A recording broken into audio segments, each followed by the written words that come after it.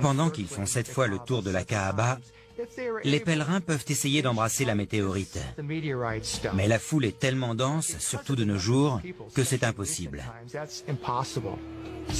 Donc, si vous ne pouvez pas physiquement embrasser la pierre, vous devez tendre la main droite vers elle pour montrer votre respect, votre vénération.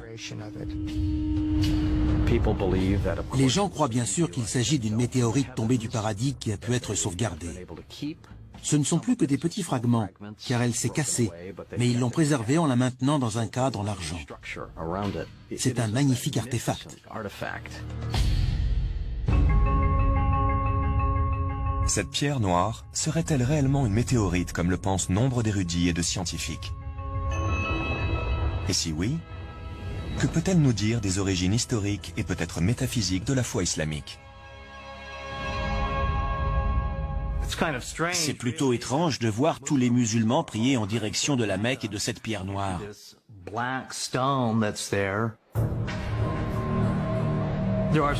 On raconte que la Kaaba de la Mecque dégagerait une certaine énergie,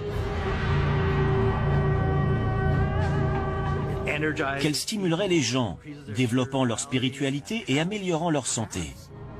Peut-être que ça vient de cette météorite, de cette pierre noire d'origine extraterrestre. Aujourd'hui, en raison de l'immense valeur spirituelle de la pierre noire dans la religion islamique, il est formellement interdit d'en effectuer une analyse scientifique. Pour les musulmans, la pierre noire vient tout simplement du paradis.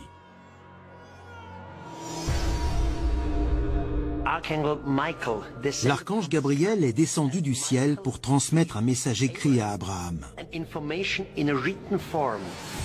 Et ce message était enfermé dans une pierre. Et cette pierre est désormais dans la Kaaba.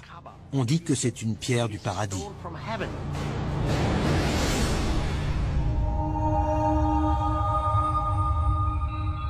Les hommes de l'Antiquité regardaient vers le ciel pour y trouver une inspiration divine. On pourrait être en face d'un cas de ce genre.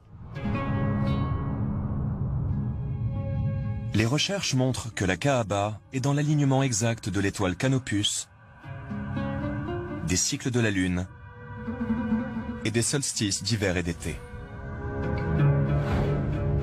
Mais où et comment nos ancêtres ont-ils pu obtenir un tel savoir en astronomie?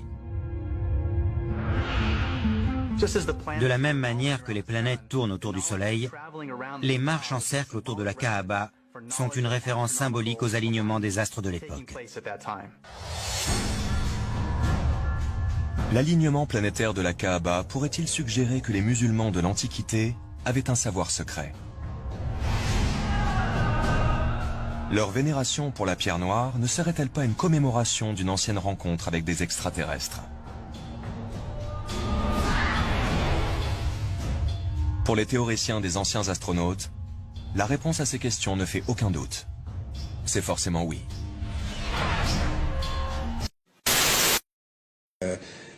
Le Parthénon, enfin tous ces beaux bâtiments, même en Italie, il a découvert qu'il y a toujours la bonne proportion. Même les peintures, il a découvert que toujours c'est au même endroit que doivent se trouver le centre du tableau. C'est pas au centre, hein, non, c'est quelque part 1 sur 1,618.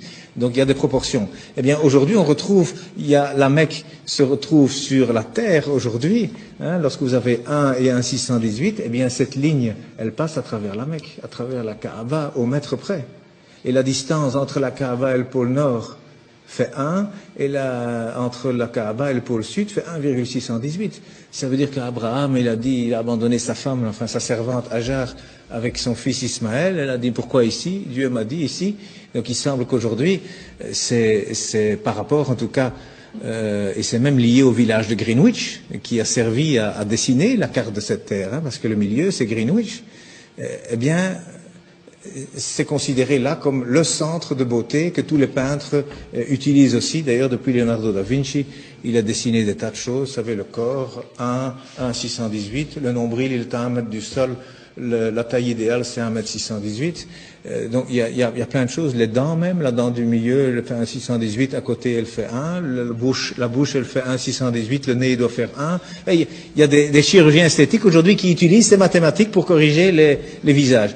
Eh bien, il y a un verset qui contient la Mecque dans le Coran, eh bien le verset il fait 47 lettres, divisé par 1,618, ça fait 29.